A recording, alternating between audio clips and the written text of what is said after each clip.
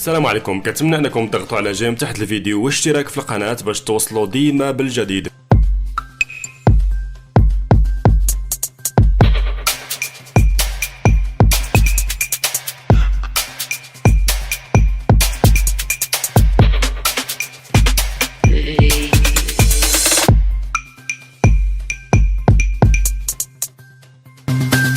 أهلا بكم مشاهدينا الكرام، سعيد بلقياكم في نشرة أخبار الظهيرة، وهذا أبرز عنوانها.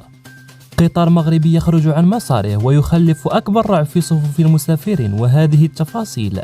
ساعات من الرعب الشديد، تلك التي عاشها مساء أول أمس ركاب القطار القادم من الدار البيضاء في اتجاه مدينة سطات، والذي انطلق متأخرا عن موعده بنحو 10 دقائق بعدما اعترضت مسار القطار كمية من أعمدة الخشب كانت موضوعة فوق خط السكة الحديدية على بعد أمتار قليلة من محطة مهجورة للقطار بالجماعة القروية القصيبية الموجودة ضمن النفوذ الترابي لإقليم سيدي سليمان، الأمر الذي تسبب حينها في تمايل المقصورات، حيث بفضل العناية الإلهية وخبرة السائق لم يخرج عن السكة الحديدية، وبالتالي تجنيب المسافرين كارثة حقيقية قبل أن يتوقف القطار لساعات طوال وسط غابة أشجار الأوكاليبتوس ومنطقة خلاء، ليتفاجأ الركاب برشق إحدى المقصورات بالحجارة من طرف مجهول لاذوا بالفرار مباشرة بعد حلول عناصر الدرك الملكي. في نفس الوقت وقعت فاجعة أخرى، ودهس القطار القادم من الدار البيضاء في اتجاه مدينة سطات سيدة مساء يوم الجمعة بالمدخل الشمالي لعاصمة الشاوية. وفق المعطيات المتوفرة لدى قناة أخبار مغربية، فإن الضحية كانت تهم بعبور السكة الحديدية من مكان غير مخصص للراجلين قبل أن يدهسها القطار ويحول جسدها إلى أشلاء. ولحدود اللحظة لم يتم التعرف على هوية الهالكة التي تناثرت أشلاؤها في محيط الواقعة جراء عملية الدهس، حيث تدخلت عناصر الوقاية المدنية وقامت بجمع الأشلاء في كيس بلاستيكي، وتم نقلها صوب مستودع الأموات بمستشفى الحسن الثاني بسطات. وتم فتح تحقيق في الموضوع من قبل مصالح الأمن الوطني تحت إشراف النيابة العامة المختصة، وذلك للوقوف عن أسباب هذا الحادث. نشكركم على حسن متابعتكم، وإلى اللقاء في خبر جديد. أهلا بكم مشاهدينا الكرام، سعيد بلقياكم في نشرة أخبار الظهيرة، وهذا أبرز عنوانها. هذه حقيقة انتحار طبيب التجميل التازي بسجن عكاشة.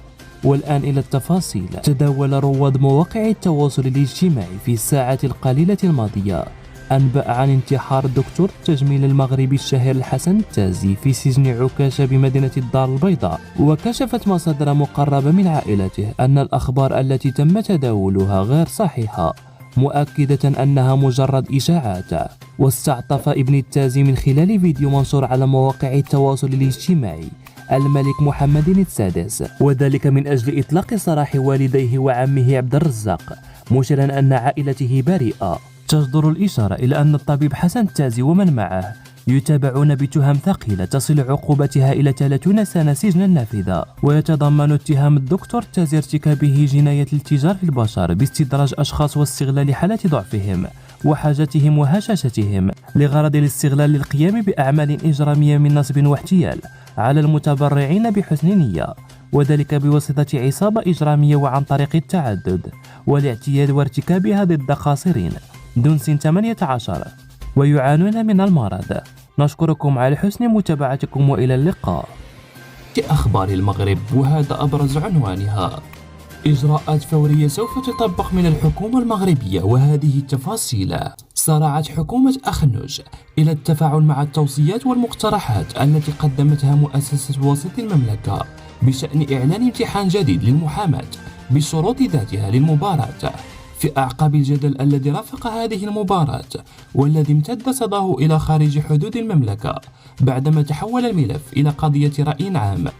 وكشف رئيس الحكومة عزيز أخنوج عن توصله بتقرير خاص من طرف رئيس مؤسسة وسيط بشأن النقاش المثار حول امتحان الأهلية لمزاولة مهنة المحاماة التي باشرتها هذه المؤسسة في الموضوع. وأعلنت رئاسة الحكومة أنه عقب توصل رئيس الحكومة بالتقرير والمشاورات التي أجراها بهذا الخصوص مع وزير العدل عبد اللطيف وهبي، تقرر التعاطي الإيجابي مع التوصية والمقترحات التي قدمها وسيط المملكة، وذلك في انسجام تم مع الاهتمام الذي توليه الحكومة لمختلف شكايات مرتفق الإدارات العمومية الواردة عبر مؤسسة وسيط المملكة. وأكدت الحكومة حرصها على التفاعل الإيجابي مع التوصيات الصادرة عنها وتفعيلها، دعما لأدوار هذه المؤسسة الدستورية في الدفاع عن الحقوق في نطاق العلاقات بين الإدارة والمرتفقين، والإسهام في ترسيخ سيادة القانون وإشاعة مبادئ العدل والإنصاف. لهذا سوف يتم إعادة مباراة المحاماة. نشكركم على حسن متابعتكم وإلى اللقاء. كنتمنى انكم تضغطوا على جيم تحت الفيديو واشتراك في القناة باش توصلوا ديما بالجديد.